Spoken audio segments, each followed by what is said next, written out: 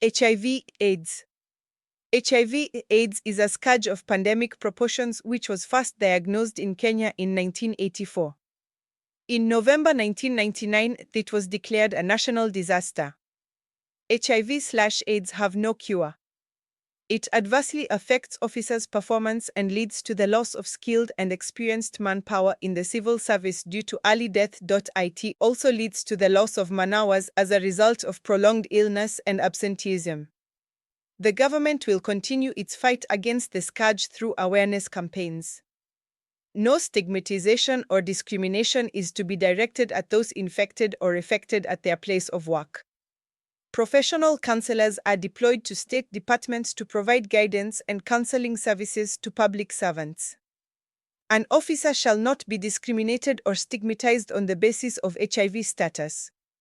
It is an offense for any person to discriminate another on the ground of actual, perceived, or suspected HIV status in the workplace.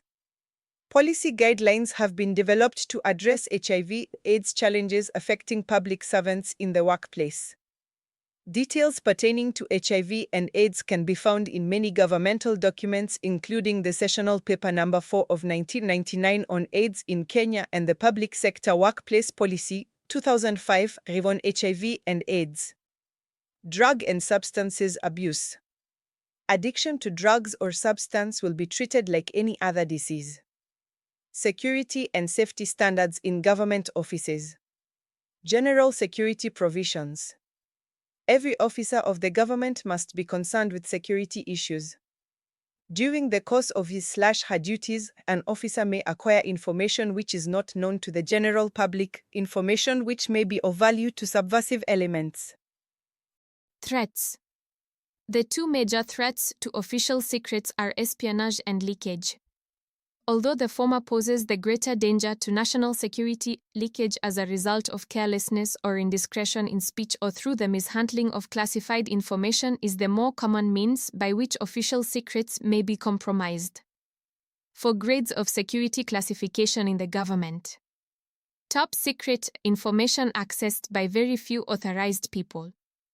If unauthorized people access, will cause grave damage to the Republic. Secret, a few authorized people to access the information. If unauthorized access the information, will cause serious injury to the interest of the Republic. Confidential information, if unauthorized people access it, will cause embarrassment to the Republic.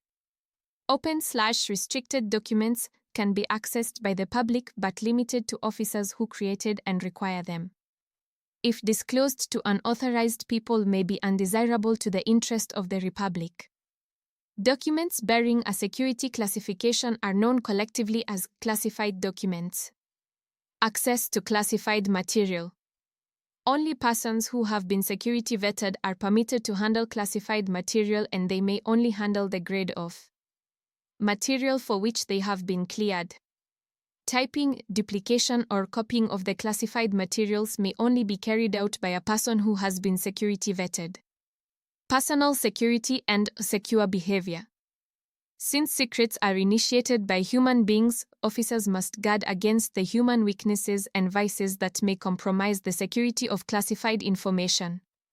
For instance, careless talk. Careless talk and indiscretion amongst family, friends, acquaintances, and fellow workers must be guarded against at all times. Officers who maintain correspondence with persons or organizations overseas must always be alert about the possibility of being used as a possible source of information. Any attempt by an overseas correspondent to obtain official information of any description must be reported to the Permanent Secretary/Head of Department or Departmental Security Officer. Vices and moral weakness.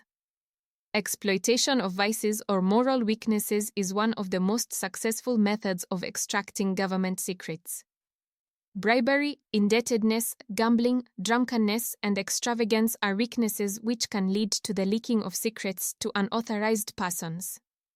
These vices also threaten and compromise an officer's personal security.